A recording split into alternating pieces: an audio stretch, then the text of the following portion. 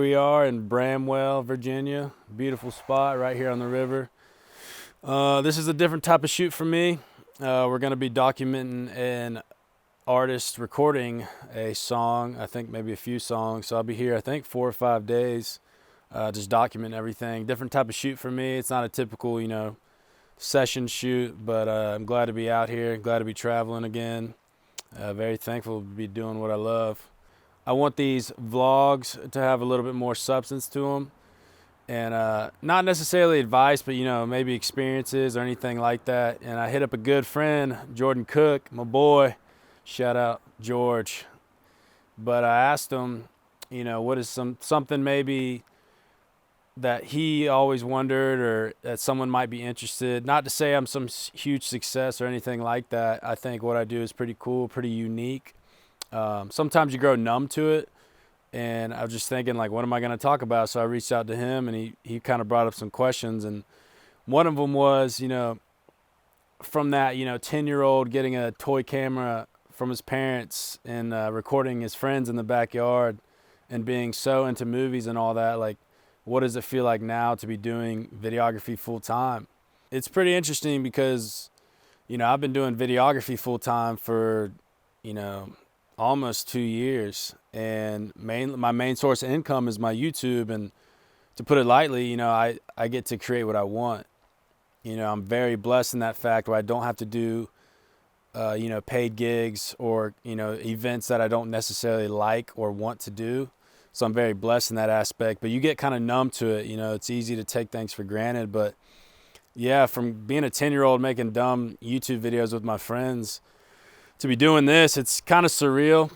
I try not to live in a fear-based mindset, because it is easy to kind of wonder, like, oh, this could end any day, and stuff like that. Because unfortunately, with that blessing of making content that I enjoy, it's all about also the algorithm. It's all in God's hands, obviously, but the algorithm and everything else plays a role. So sometimes when you're watching those numbers go up and down, it can be stressful, because ultimately that's your money going up and down.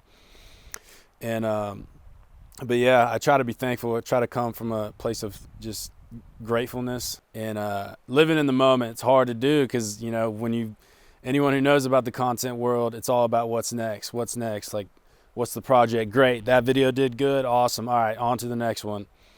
But that's also very common in anything in the art world. I listen to a lot of interviews from musicians, directors, even managers. Like, it's, the real artists, yeah, they live in the moment, but they're also, like, almost never satisfied in a good way. They're always looking for the next thing, the next project. But yeah, it's kind of surreal coming from being a kid, wanting to make funny videos, to creating art. And it's pretty awesome when the art is impactful. I've been blessed to work with some Christian artists, and as a Christian, that's kind of the most meaningful. I've just heard crazy stories of like one of the songs I did with Ben Fuller, that video has brought people back to Christ, which is insane. Before I released any of those videos with Ben, I would pray, like, God, I pray this touches someone's heart, at least one person, to bring them back to you. And I've heard multiple stories already, which is crazy. So it's a huge blessing, and that kind of feels like it has a lot more meaning than just being lucky to make, YouTube videos for a living. Probably wasn't the smartest to be staring into the sun recording this. Another question he kind of brought up was, did you always think that you would be doing this one day, eventually? And, when I went to community college, I studied film and video production, and that was big budget. They were telling us, you're probably going to have to get someone coffee, for a couple years before you're even near a camera. And that took a lot of magic away from it. Are you not aware that I get farty and bloated with a foamy latte? So, I ended up joining the military, kind of leaving that dream behind in a way. But without even realizing it, I just continually made videos and music and all these things that never made a dime. I just loved doing it. And, you hear about the whole 10,000 hour rule, like, it takes 10,000 hours before you're actually good at something or can maybe make money from it. And I think I just subconsciously loved it so much, I naturally did that. And then one day I decided to do these live sessions with musicians. That ultimately was a way that I could make something I like and make some money from it. But I can't take away the fact that I've just been very blessed, because my 4th video on my channel, Truthful Sessions, was with the artist named Zach Bryan. And at the time he was on the come up, really kind of bubbling on Twitter and stuff. And I reached out to him. We were both in the military at the time. And that video just opened up a lot of doors for me.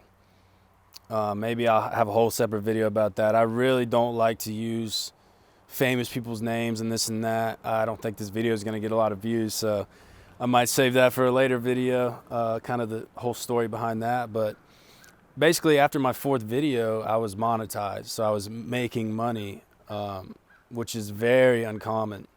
I know people that have made videos, even specifically with live sessions, that have, 40 videos plus and still aren't making money from it.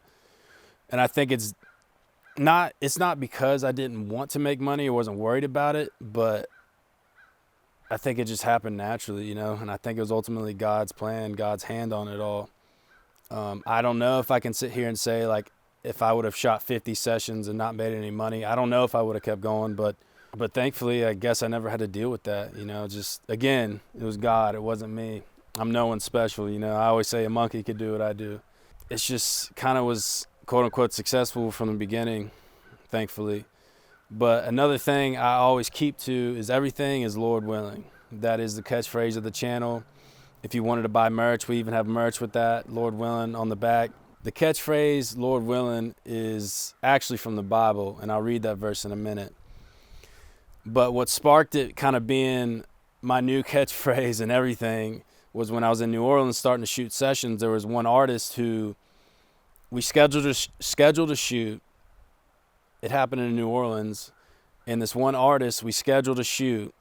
He was a no-call, no-show. I didn't actually go to the location, but that morning I was calling him, texting him, no response. So basically a no-show. And then we rescheduled it, and it didn't happen again. He couldn't do it. And I just realized, like, it really is Lord willing. I think I read that verse at the time, and I know from then on, like, don't ever brag about what you're gonna do, what's gonna happen. It's always Lord willing. And I actually found out later, once I started saying it, my dad told me that my grandfather from West Virginia used to say it all the time, Lord willing and the creek don't rise. I actually found out later, once I started saying it a lot, my dad told me that my grandfather from West Virginia used to say it all the time, Lord willing and the creek don't rise. So yeah, ever since then, it's been a part of my vocabulary. I almost say it so much. I've even had people tell me to stop because, say I have like a long drive, I'll say, yep, Lord willing, I'll make it there. Or Lord willing, I'll be there by 10. Because we really don't know. I mean, our life could end any day. My career, anyone's career, like, you don't know. So it's always Lord willing at the end of the day. So here's the verse. It's James 4, starting at 13. Now listen, you who say, today or tomorrow we will go to this city or that city, spend a year there, carry on business, and make money. Why? You do not even know what will happen tomorrow. What is your life? You are a mist that appears for a little while and then vanishes. Instead, you ought to say, if it is the Lord's will, we will live and do this or that. As it is, you boast in your arrogant schemes. All such boasting is evil. If anyone then knows the good they ought to do and doesn't do it, it is sin for them. So yeah, it's mainly the Lord willing part that's always stuck with me. And there's been so many times I don't believe in the whole, speaking things into existence and all this and that. I do believe what the Bible says, how the tongue is a rudder and your words are powerful. But there's been so many times where, like, I'll get too excited and I'll tell somebody, oh, I'm working with so-and-so in a month, or this is going to happen, and bam, it cancels. And I don't think it's any type of karma. I don't think it's because I said that, but I just learned over and over again. It even happened to me recently. I got too excited about something, told somebody, and then sure enough, it didn't happen. Coincidence, maybe, but all I know is you can't go wrong saying Lord willing, because at the end of the day, it's all Lord willing. So Lord willing, I'll be getting some more vlog footage of this trip. I'm linking up with my good friend Draven Rife, It's always a good time linking up with my boy, and stay tuned. Day 2 of the trip out here in Virginia. Last night we just pretty much set up studio equipment. I think today the band's gonna come and jam out. I don't think they're gonna be doing any recording. I'm still gonna be vlogging most of it, documenting it for them. But it's pretty cool. I'll show some B-roll. Each room is kind of its own studio setup. They're all gonna be recording separately. But these next couple days, I'm gonna be pretty busy. My main role here is to just document their studio session. But right now it's the calm before the storm. I think the band won't be here till 5 p.m. tonight. So I figured I'd give a little update. I'll try to get as much B-roll as I can. The emphasis is obviously on their video of me documenting, so it's not my vlog, but I'll try to get as much as I can. But yeah, super stoked. Well, hello. Welcome to David's vlog. See, the thing you don't understand about David, specifically David Graham, also known as D Graham or David Cole or Truthful Sessions, is that he is, there's some great things I could say about him. I guess it's just that he is just,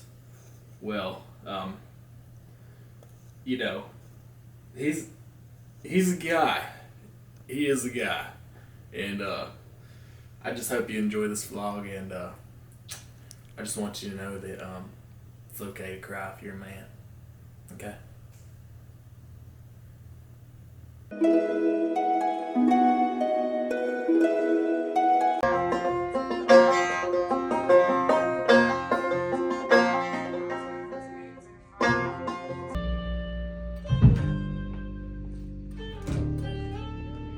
Yeah.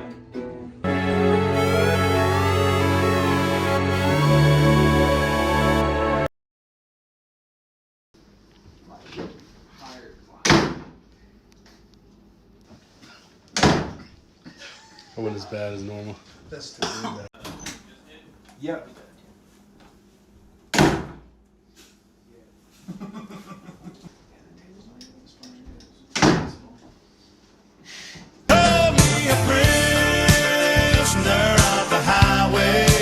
So I made it back in Calabash, North Carolina. I stay in Conway, but I'm at my mom's property, and I'm in this camper recording this. Wanted to have some type of ending for the vlog. It was a good week. Got a lot done. Got to hang out with friends at the same time. Living the dream, making some money, and having fun. But it's funny. I was supposed to leave. I can't remember what day it was. It's a couple days ago now, but I was supposed to leave at when I woke up 9 in the morning. It was about a 5-hour drive, but I couldn't go to sleep. When I have a big drive ahead of me, I'll wake up super early. I'll be kind of nervous. It's just kind of always how I've been. So I went home back to the cabin, the Airbnb I was in after the shoot the last day, and I was sitting there. I doom scrolled for about an hour until 1 in the morning. I was like, maybe I could just make the drive now. So I did. Drove through the night, about 6-hour drive. Made it home, I think around 7:30 a.m. Thank the Lord for my boy Slim Shady. He's a ghost, or a a vampire. He stays up super late, so I talked to him for probably about an hour about YouTube and goals, dreams, the vision. We came up with some good ideas, Lord willing, that we're actually going to execute. But yeah, the shoot was good. Very thankful. It was a lot of fun, and just leave town. I've really been in a mode of just editing, and haven't done a lot of traveling recently. Lord willing, this week or this month, I'll be doing one shoot for sure, Lord willing, in Nashville, and then maybe another shoot in North Carolina. It might get postponed, but yeah, just got to keep booking things. When you work for yourself, a lot of people think it's so great, but it's easy to slack because it's all on you. You know what I mean? If you got money coming in, you don't necessarily have to wake up at 8 a.m. and schedule new things. You can just chill. And unfortunately, I've done that at certain periods. It's really slacked off, when really best thing to do is keep the gas, foot on the pedal, keep the gas going. whatever the phrase is. So right now I'm in a pretty good space, just trying to create more and more fun fact, fun story of the day. I realized that I could have been making money on TikTok. I have another channel called Truthful Productions, and I had a video go viral on there, which there's a lot of lessons just in that video. I think it was the same short that I've posted. I think it was the 5th time I posted it, went viral. I think right now it's sitting at 9.3 million plays on TikTok. Some random other accounts picked it up and reshared it. And I was with my nephew, actually. I took 2 of them to my other nephew's wrestling match, and on the way home my nephew's like, "Do you get paid off TikTok?" I was like, "No, it's complicated. It's like," I was naive. I didn't know, or ignorant, I should say. I thought you had to do certain things, like use certain audio or this or that. And he's like, "No, I'm pretty sure you can just get paid on views." So that night I went home, ChatGPT'd it, and it's like, yes, you get paid for views. So I look at my account, and I had $8 in it. And I think I've probably could say I've gotten, probably on my Truthful Productions TikTok, I've probably got around 12 million views total out of all my videos. And I have $8 on my account. And so I was like, what the heck? So I ChatGPT'd it, and it says the videos have to be over a minute long. And sure enough, my video that had 9 million plays was 45 seconds long. So, needless to say, that was a lesson learned. It was, then I looked up how much I could have made. It could have been anywhere from, I think, $3,000 to $9,000. So I definitely fumbled the bag. But I'm going to choose to be positive about it and realize, okay, now I know. So, it is a business at the end of the day. I mean, I'll post TikToks regardless. I've been doing this with thinking I couldn't make money from it. So now that I know, just got to make those TikToks a little longer. So yeah, that was a little story of the day. If you made it this far in the video, appreciate it. I think right now it's just kind of like my close friends watching these, and I don't really have big plans that this channel is going to get tons of subscribers. It's funny, I have a couple different YouTube channels, but on one of my other ones, I thought I was going to do some advice or whatever from a full-time YouTuber. And I think I titled it something like that, and it's corny, but I tried to get, title it something that could get some views. And I think the YouTube short maybe got a couple hundred plays or something, and then someone commented, typical, YouTube commenter or Reddit guy, but he said, "Full-time YouTuber, LOL, 130 views." And it's laughable because on that channel, I think I have 800 subscribers. That was on my Truthful Productions channel. And I said in the video, I have a different channel, but, people are just going to hate. And I won't lie, it kind of got to me a little bit. I think I took the video down. But I say all that to say, this isn't my main gig. Like, I just want to start creating stuff. And, people don't subscribe to my Truthful Sessions YouTube channel that, thank God, has, over 100,000 subscribers. They don't subscribe to that to hear David Graham talk or give advice or vlog. They're on there to listen to musicians. So this is more so for me to document things and for anybody who wants to listen. You know what I mean? Like I've mentioned in previous videos, I've done a lot of cool things. When I first got out of the military, I was on stage doing tour videos for an artist. I was on stage with 10, 15,000 people in the crowd. I'm on stage getting footage of them and stuff, just really cool stuff. And I didn't document that too well. I was more focused on grinding and making money and making a good impression. And I don't think there's anything wrong with that. But it just is what it is. Maybe I'll try to go scan through old videos and photos and try to find some stuff. I feel like I've at least had to have gotten some Snapchats or something, but so yeah, if you made it this far, I appreciate you. If there's any questions or any type of content you would like to see, leave a comment. A comment really means a lot. I'm really trying to be more productive here in 2026, and it is crazy how much free time these past few days. Time just really flies. When I was up in West Virginia recording those studio sessions, I was just like, dang, like it just. At first it was slow, and then every day it just flew by. And there's so much I want to do, so many ideas I have. But also I have to reel myself in sometimes, because right now my biggest income comes from Truthful Sessions. So I can't wander off too much. I can't dedicate too much, time and effort into this even, or other channels, whenever they're not necessarily making me money. So, and it ain't about money, but I'm just saying I don't have a 9 to 5, so I gotta still make some money. I'm very blessed, and I'm not against the 9 to 5. This lifestyle isn't as glamorous, I think, as people think. I travel and then come home and edit, travel, come home, edit. It's a lot of alone time, and I'm not afraid of being alone, like I said in the last video. But sometimes it may not be the healthiest, so we'll see what the future holds. Who knows? I've even thought about getting like a side 9 to 5 just to be around other people, some type of community or something. But we'll see. I just got to take what God's given me and keep going with it. But great things coming soon. I have an interview with the Machine Gun Preacher on my other channel, Truthful Productions. I'll put it in there. That'd be great. I think we're about 110 subscribers away from 1,000, which will be really cool. I've always watched interviews growing up. I don't know where I kind of got that from, but probably since middle school, definitely high school, I'd watch a lot of interviews. And so kind of inspired me. And Lord willing, I got another interview with someone who has a pretty crazy story in February. Hopefully that happens. So yeah, check that out if you want to watch me do my best at interviewing somebody.